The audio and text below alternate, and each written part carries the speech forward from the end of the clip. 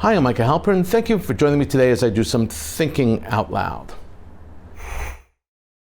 Our first segment is called Background Briefing.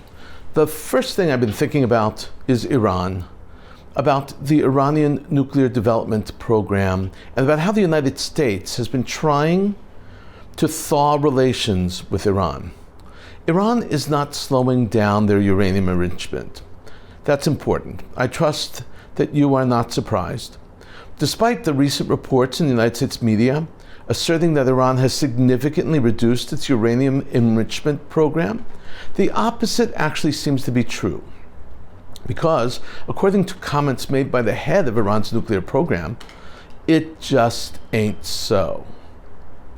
The US press reports we've been receiving were most probably fed to the media by the gullible and duped leaders and diplomats in Washington, D.C. If they were duped, don't expect the press to be any less gullible. Slowing down the Iranian nuke program is good for everyone. If only that would happen. Mohammad Islami, head of the Iranian nuclear program, responded clearly and without hesitation when asked about reports regarding Tehran's slowing down of its 60% enrichment program. His response was, and I'm quoting, "Our nuclear enrichment continues based on strategic framework law," unquote. Islami was referring to a 2020 law passed by the Iranian parliament. According to that Iranian law, because the Trump administration pulled out of the famous 2015 nuke deal, aka the Joint Comprehensive Plan of Action, or the JCPOA, as it's colloquially known, they are no longer bound by the deal. The Iranians call the nuke deal Barjam. Now, Trump pulled out of the JCPOA in 2018. The US also slapped back sanctions on Iran. In turn, Iran slowly, and sometimes not so slowly, started violating the agreement. The Iranian argument went like this: if the United States is no longer party to the JCPOA, then the agreement is totally nullified. And if the agreement is totally nullified, Iran can do whatever they want. And for Iran, doing whatever they want includes enriching uranium beyond the 3.67% levels that were agreed upon in the famous or infamous nuke deal. U.S. media reports and statements issued by U.S. officials about the reduction, if one tries to decipher the discrepancies, must be part of a larger plan hatched by the United States. A plan that justifies the United States advancing discussions with Iran to further lift sanctions. A plan that includes swamping U.S. citizens that are imprisoned in exchange for unfreezing Iranian assets in South Korea. When you put it all together, it seems to be part of a larger resuscitation of Iran, a resuscitation that comes with the U.S. seal of approval. Of course, however, none of this diplomatic canoodling with Iran could happen if the Iranians continue to enrich uranium to higher and higher levels, and if they continue to sprint towards nuclear development and weapons. Most American leaders and voters have overwhelmingly expressed their discomfort with a nuclear Iran. For U.S. policy on Iran to advance, even on a prisoner release or swap, the United States would have to show the American public that the Iranian nuclear program is under control. And so we have been fed misleading, if not totally completely bogus, media reports and statements by diplomats. Slowing down and diluting Iranian enrichment is, quite obviously, essential for advancing the diplomatic mission. The problem is that Iran is not playing the game. Iranian leadership does not want to slow down, let alone stop uranium enrichment. Iranian leadership does not, for one moment, subscribe to the theory that the United States can dictate to them, to Iran, what Iranian internal nuclear policy can or should be. And yet, it seems that a series of wide-ranging agreements between the United States and Iran have unofficially been agreed upon and are in the process.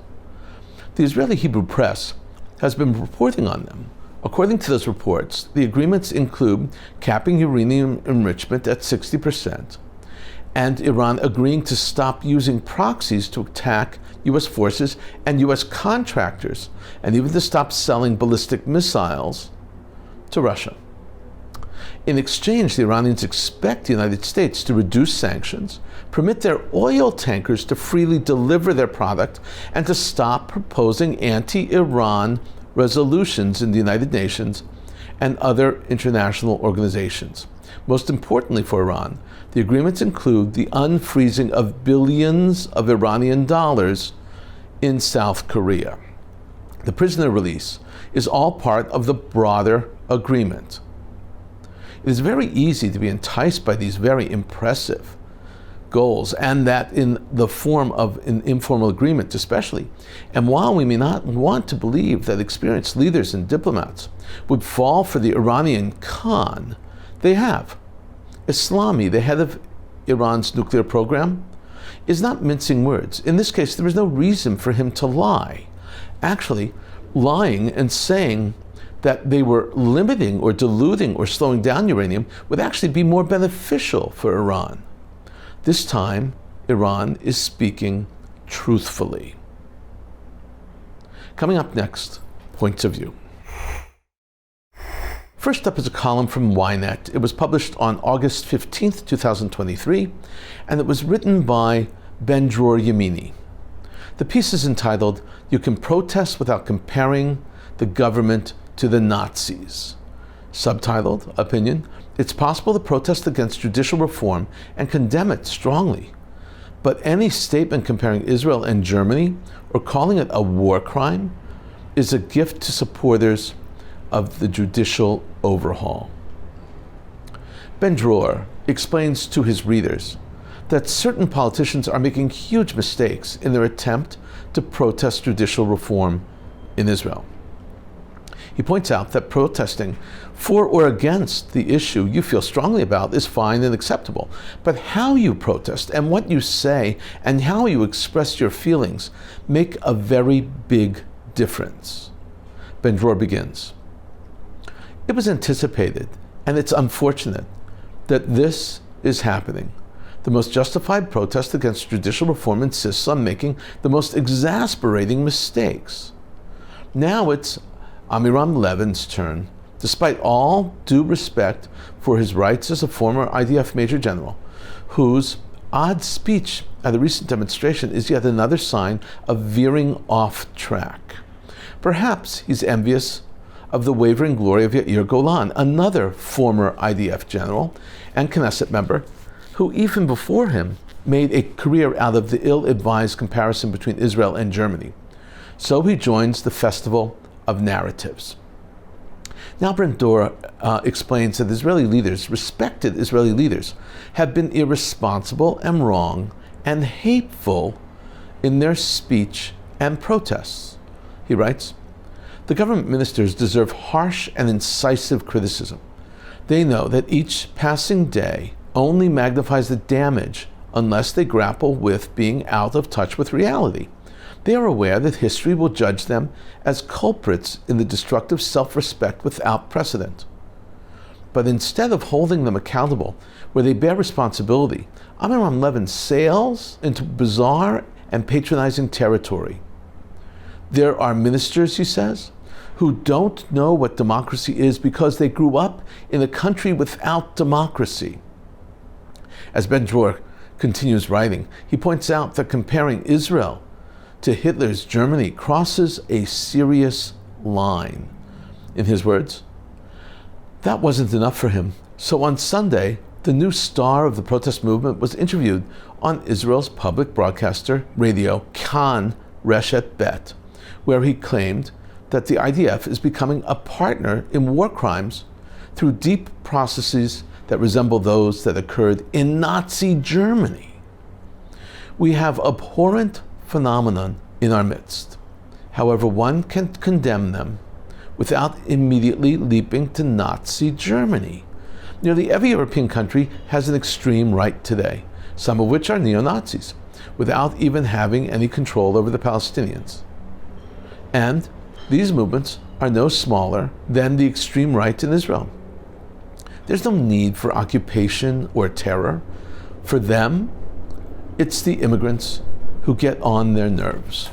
But in certain circles, here, there's an excessive tendency to specifically compare Israel to Nazi Germany. This didn't start today. It's doubtful if we've had a single year without these ill-founded comparisons. Even Zev Jabotinsky and later Menachem Begin were accused of Hitlerism, and that unbearable ease of making such comparisons hasn't stopped. Ben-Dror Yamini concludes, critiquing this style of protest, a style that is becoming more and more common and must, he writes, stop.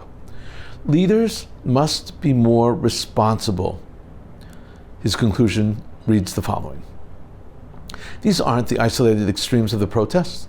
Even the refusal of military service, or as it's being softened, refusing to volunteer, receives perilous support. The intention to apply pressure on the government, however, the cost is essentially a blow to security. A refusal of service is justified when it involves an outright illegal order. Fighting against unconstitutional directives is necessary, but we're far from outright illegal orders. Without it, the justifiers claim, the government will continue its authoritarian tendencies. Counterintuitively, the walkout diminishes the broader nature of the protest, which has garnered support from respectable segments of right-wing voters. A decrease in support would be a fatal blow to the protests, because when the protest stands in a space that includes both Amiram Levin and Yair Golan on one side, and refusal of service on the other, it will cause a triple detriment. It will harm Israel, weaken the protests, and strengthen the right-wing ultra-Orthodox coalition. The halt of the excessive legislation, the longer it's suspended, acts as a byproduct of the protests in support of the defense minister, Yoav Gallant, when masses took to the streets in unprecedented protest. It was an Israeli protest, not a left-wing one. It was the protest that unnerved Benjamin Netanyahu, who eventually retained Yoav Gallant as defense minister despite firing him. In contrast, the strike pushed the hesitant Likud members back into the coalition fold. Expressions like those of Amiram Levin will push them even further. It's a gift to those who support judicial reform, but it's destructive to the protest. Thank you, Ben-Dror Yamini, for trying to keep Israeli leadership in line and honest. Next up is a column by Daniel Goldman. It was published on August 18, 2023, in the Jerusalem Post. It's entitled, "The Government is Alienating Israelis from Judaism." Opinion. Subtitled, "The tragic part is that the government that claimed to put the country's Jewish identity at the beating heart of its agenda is implementing policies pushing people away from their Judaism." Goldman is asking a deep question about the Jewish nature of Israel, and he is worried. This is how he begins. Were we to ask, what has been the most controversial and divisive issue of the current government, I am sure most Israelis would say the judicial reforms and the protest movement born in response to them. There is a second arena that we cannot overlook, and that is the Jewish fabric of Israeli society. Instead of it being a source of solidarity, it is a source of division. The tragic part is that the government that claimed to put the country's Jewish identity at the beating heart of its agenda is implementing policies pushing people away from their Judaism, even within the religious community. About 6 months ago, a new government was established in Israel. The government carried two key flags, one being a full-throated right-wing coalition, and the other that puts Jewish identity at its heart. In the world of identity politics, there is even a name for this, the faithful bloc, encompassing the Likud, religious Zionist party, with the two satellite parties, and the two Haredi parties. Goldman proceeds to explain that surveys are indicating that in reality, religious Zionists the religious Zionists in Israel reject the strong arm tactics and religious coercion, he writes. In a recent survey of religious Zionists and traditional Israelis, a majority agreed that the government is actually alienating the population from its Jewish identity. While we can't easily associate a specific policy decision or legislative proposal that has triggered this response, we know from previous polls that large parts of the religious and certainly traditional population are against religious coercion. This leads us to a second interesting find of the poll. As of today, over a fifth of those who had voted for them just last November would, if there were elections today, not do so again. While we know that this is not enough to create a new political map, if there were a serious selectoral alternative for the religious Zionists to vote for, that peeling off may grow. Half the members of the government are religious or Haredi, making all the more remarkable its feat of causing so much harm, weakening Israelis' sense of connection and affiliation with its Jewish character.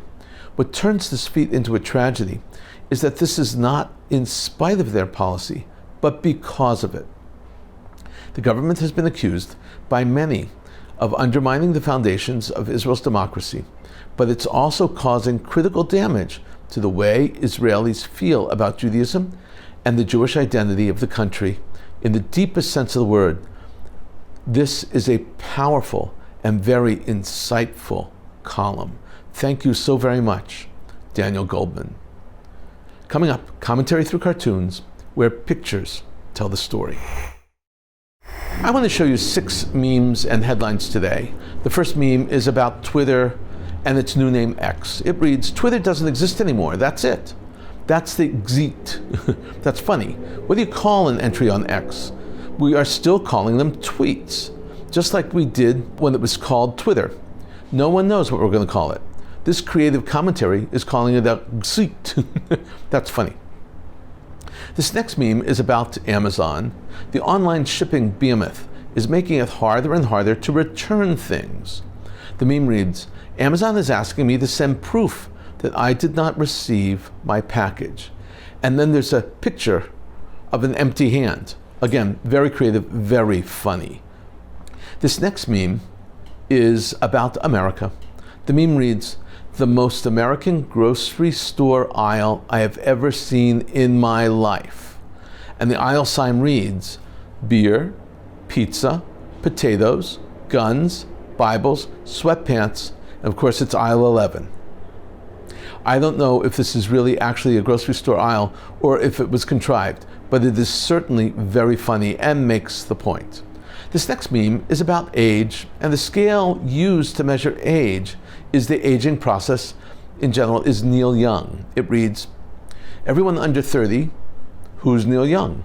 Everyone 31 to 60 didn't realize Neil Young was still alive. And 61 plus, what's Spotify?" That's funny. This next meme is hilarious. It pokes fun at hiring techniques and resumes by using a great classical work of literature to make the point. The interviewer asks, "Can you explain this gap in your resume?" The interviewee is Odysseus from the Odyssey, the Greek mythical character, the figure, and he answers, "Okay, it's actually a really long story." And it is long, very long. Finally, this last meme is a test question. Must select the correct answer. The question reads, "With great power comes," option 1, "great responsibility," or option 2, "huge electricity bills." The tester checks the second, huge electricity bills. So sad, but so funny. In a moment, more of my own perspective and a few predictions. Israeli Foreign Minister Eli Cohen had a confidential meeting with his Libyan counterpart, Najla Maghnoush, in Rome, Italy. The meeting was actually mediated by the Italian Foreign Minister, Antonio Tajani. This marked the first ever meeting between the foreign ministers. These two countries share no official diplomatic ties and are officially enemies. Israel's Foreign Ministry Director General, Ronen Levy, was also present at the meeting. The ministers discussed historical ties between the two nations, the heritage of the Jews of Libya, the possibility of collaboration between the countries, and Israeli humanitarian aid for Libya. Foreign Minister Cohen characterized the meeting as a first step in the relationship between Israel and Libya. Libya's size and location give the relationship enormous significance and huge potential for the State of Israel. I spoke with the minister about immense potential for both countries, which also includes renovating synagogues and Jewish cemeteries in the country. How did Libya react? Libyan Foreign Minister Najla Mangoush was suspended and put under investigation after it became public knowledge that she met with the Israeli Foreign Minister Eli Cohen. Mangoush was sent into suspension in a letter signed by the head of Libya's government's National Unity, Abdulhamid al-Djibid. Her safety was so problematic that she was actually shuttled out of the country to Turkey.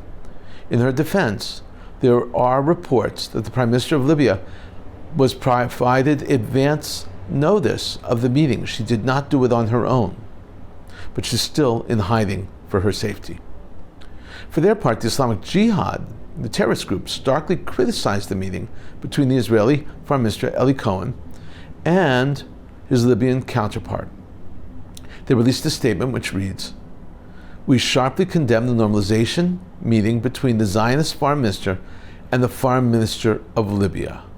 This meeting represents a dangerous retreat from the values of the nation and a plunge into the quagmire of normalization. We trust that the people of Libya do not accept such meetings." Now on to another subject. An oil leak has hit a transmission pipeline linking Iran's Kharg Island to the country's mainland port of Janava. Iran's semi-official Tasnim news agency reported the leak without specifying the magnitude of the spill.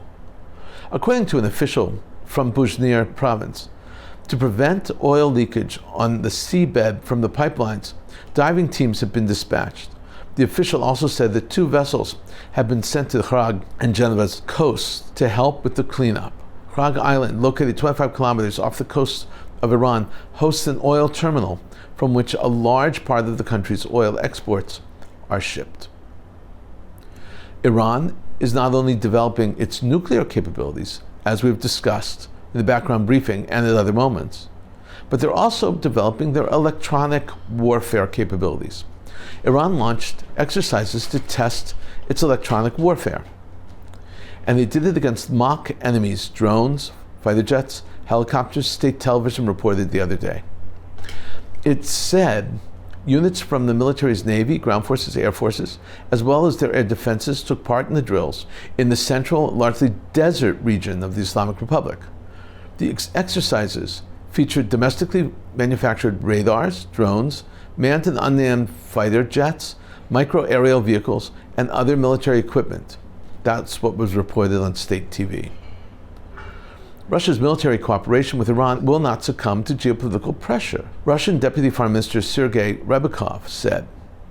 His comments came following reports that Washington has asked Iran to stop selling drones to Moscow, according to a report from the RIA, the Russian state news agency. Ryabkov said there are no changes and cooperation with Iran will continue.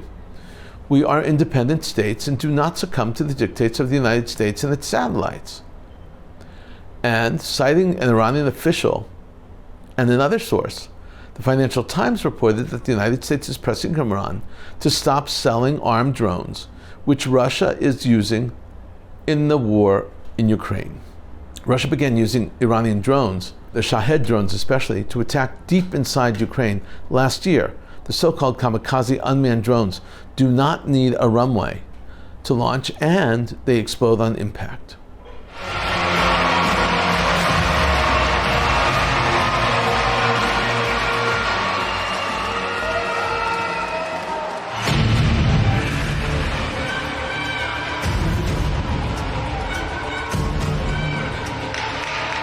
Israel's rhythmic gymnastics team won a gold medal in the all-around world competition in Spain, beating China and the Spanish team. It was the team's first gold medal in the movement. Another example of the impact Israel is making on the world. Go for the gold.